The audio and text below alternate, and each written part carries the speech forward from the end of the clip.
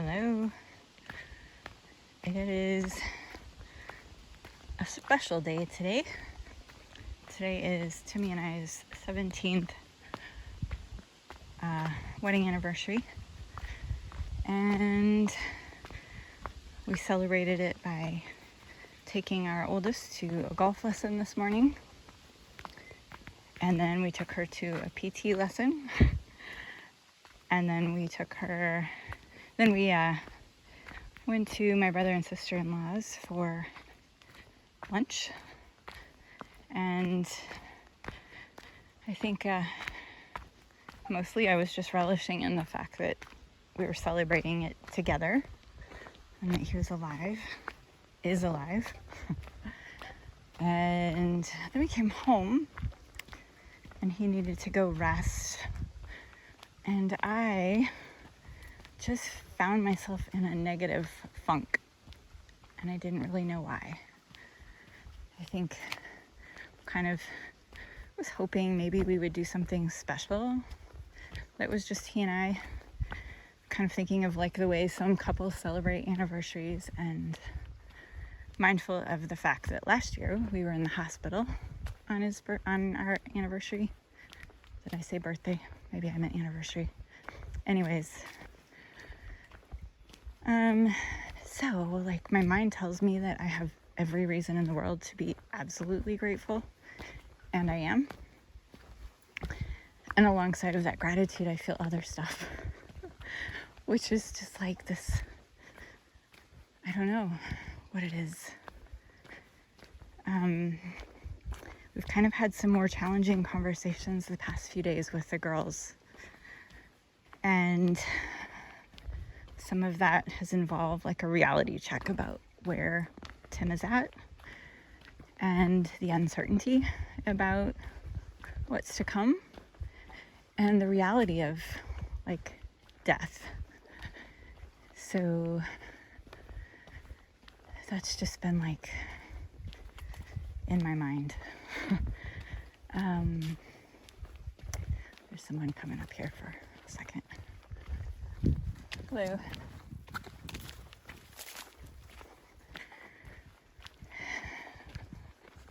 So I think that part of the feelings that have been going on in me this afternoon are like, how many more anniversaries do we have together?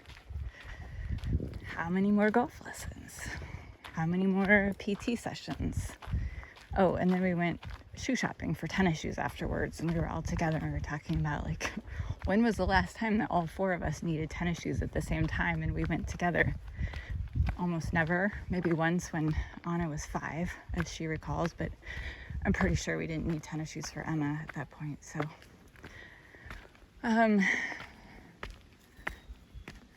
I think it's like I'm totally aware of the impermanence of things, and I actually feel fine about that. Like I feel like I get it. I understand that. I feel at peace with it. I feel at peace with the reality of like this life cycle coming to an end and being a birth into another life cycle that is just not to be known until I'm there, or Timmy's there, or we're there. And yet it's one thing to like know that, and even know that and feel that on a deeper level, you know, and then to have some of these other feelings surface, which are just like dealing with the uncertainty, being present to the uncertainty, being present to like grief and mourning, even in the midst of a time of celebration and gratitude. So I came on this lovely walk in this gorgeous forest. This is the same forest I videoed a couple weeks ago because I just love it. It's Parnell Tower in the northern Kettle Moraine area. There's a gorgeous overlook where you can just see for miles and miles around. And I decided to just like talk it through here on this video because I wanted to really be present with this walk and present in my body and in gratitude for all the beauty around me and all of the growth in life. And I wanted to be able to return home just feeling joy and gratitude and really letting go of whatever that other stuff is that was swimming in me. So I feel like I'm getting there. And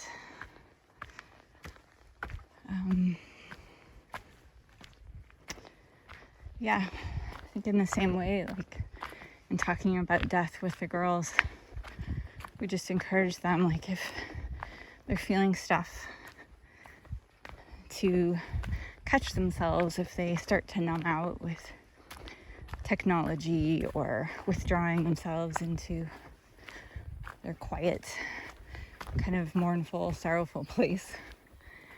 And just come and talk to Tim or myself. Say, hey, here's what I'm feeling right now, so that they can feel connected, especially connected to him as they contemplate potentially being without him at some point, without him in a physical body.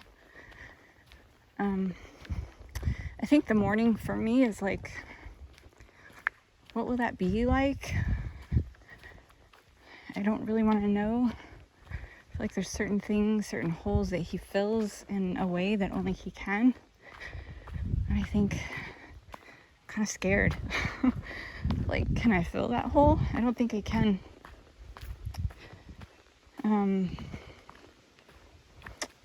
Maybe it's not for me to fill.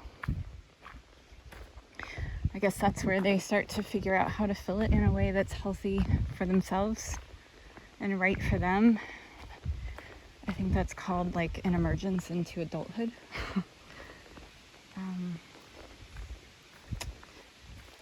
So yeah, I think I just have to be present to my inadequacies in being able to be Tim, because I'll never be Tim. I can only be me, and I have to trust that that's enough, and that will be enough.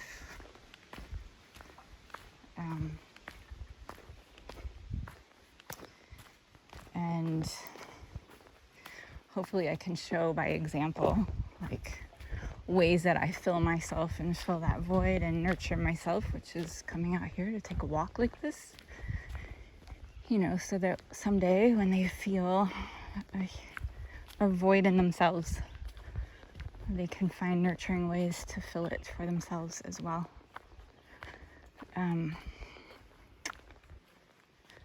I fear that technology has become like the thing that we use to fill all voids, but I also have to trust that there's a wise part of them that will let them know when something's not working and help them gravitate towards what does work. Yeah.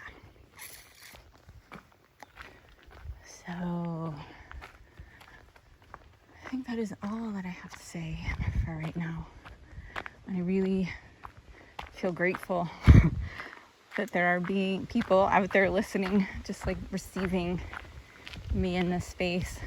And if you're navigating this journey too in some way, a journey of your own, or partnering with someone that, yeah, as you contemplate these things, just, I don't know, maybe what I have to say will help you contemplate a little deeper. Maybe it'll help you move along further in your contemplation. Maybe you'll have wise insights you'll wish to share back that have been helpful to you.